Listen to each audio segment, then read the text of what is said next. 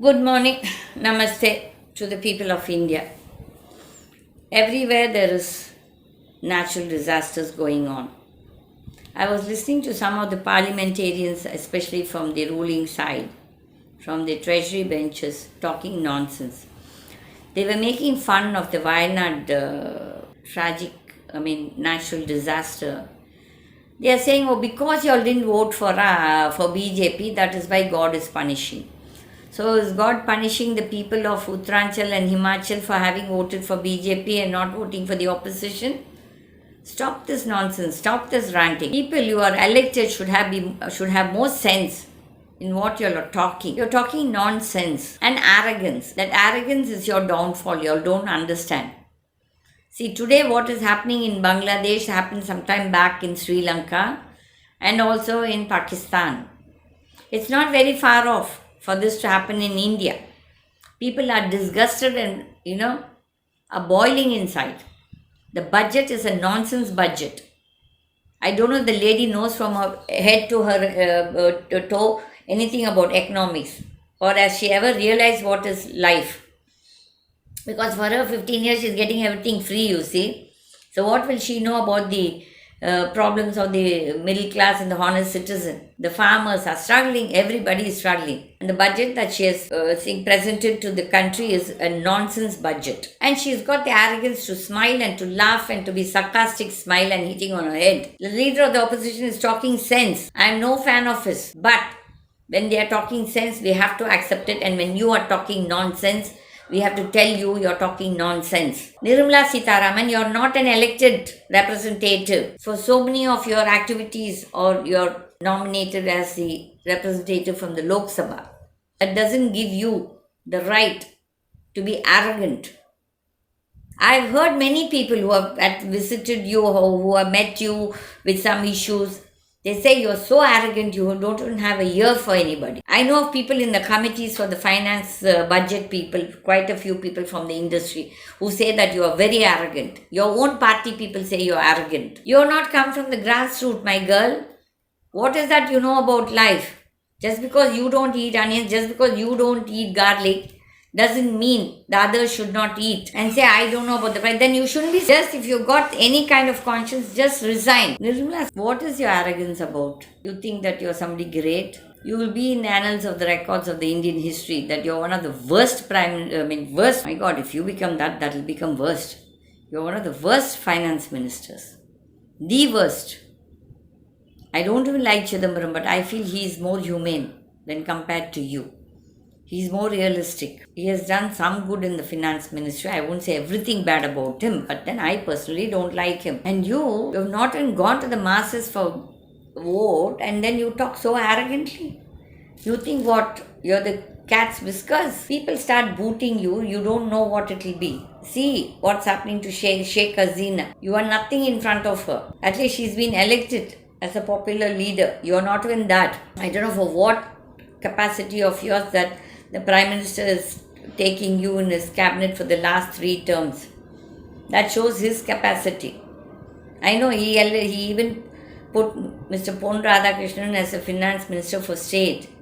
What that man knows about finance, I really don't know. He has no sense, and that such a senseless man was made a minister of state for finance. So what will happen to the country? Nothing. All worse things only will happen. So, Mr. Prime Minister and your party members, don't be so arrogant.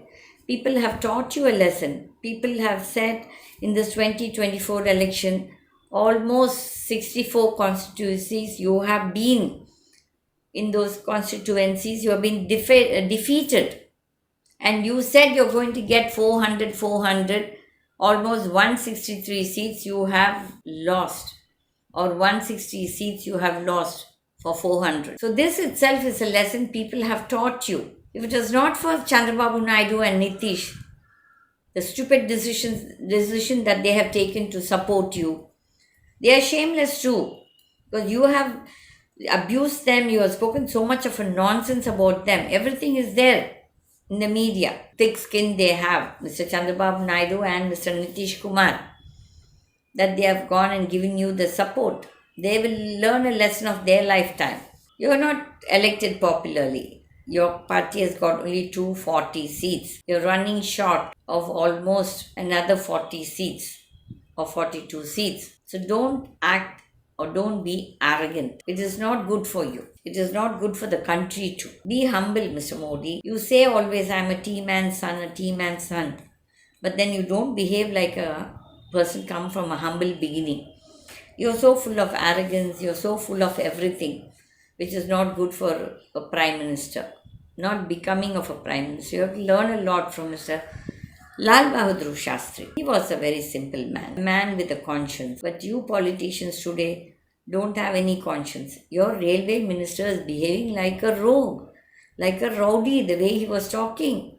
Even the Chauhan, agriculture minister, the way he's shouting. Most of your ministers, that Anurag Thakur, I don't think so, he's a minister.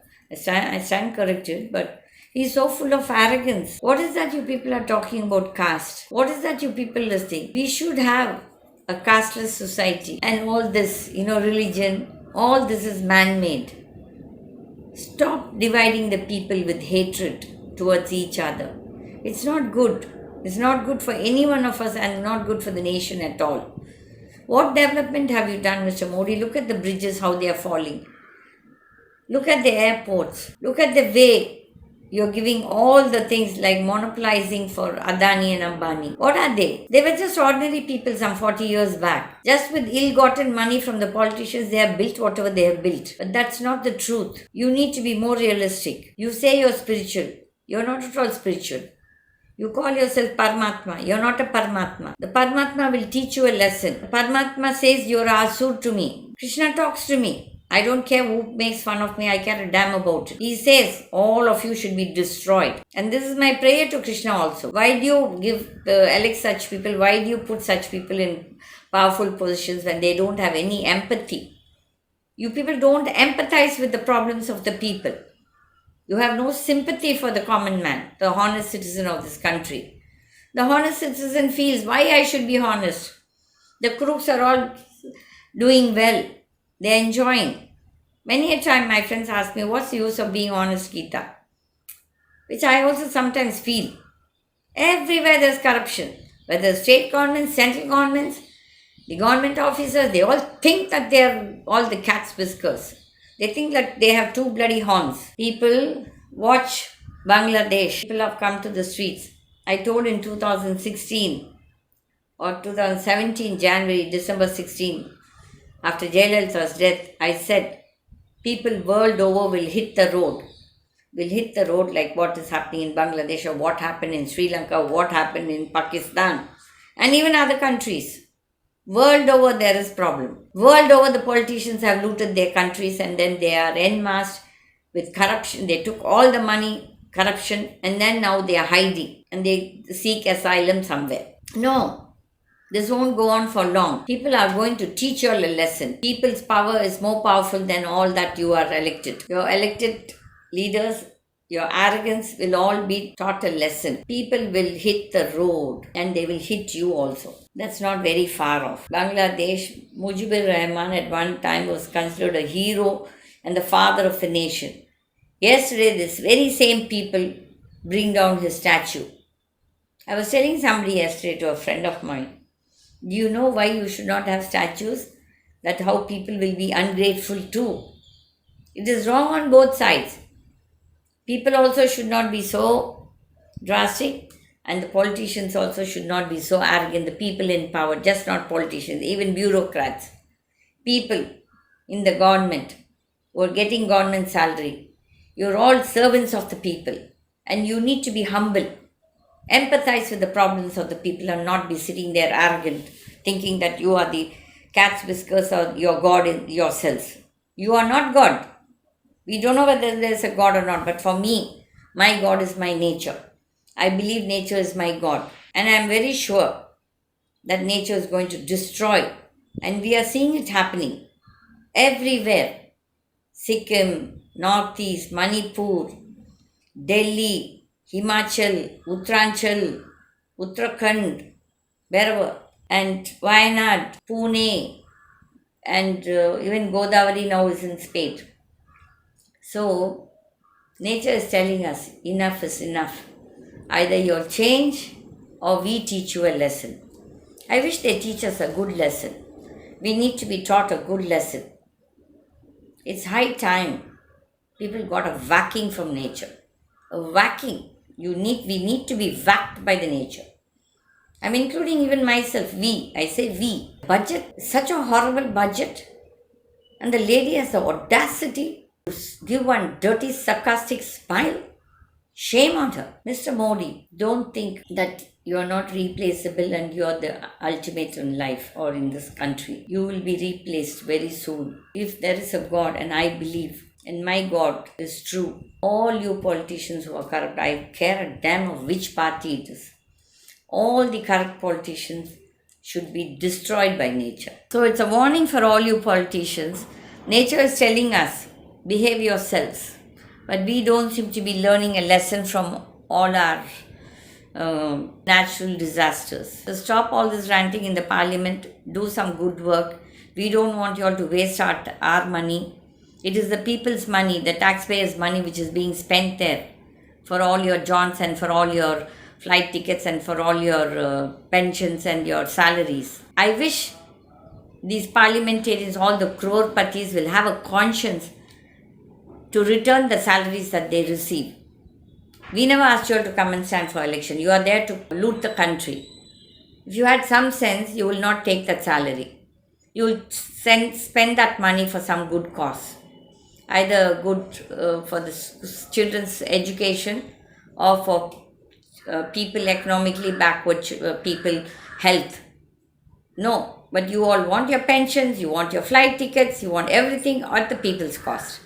But when the people come to you for some problem, you don't have the time. You are full of arrogance. And that is why I pray to God every day. Teach all these corrupt rascals a lesson. They should be taught a lesson. Nature will teach all of us a lesson. Very soon, very soon. The world is going to be in a turmoil. And all these politicians of the various countries who have looted their nations will be taught a lesson by nature God.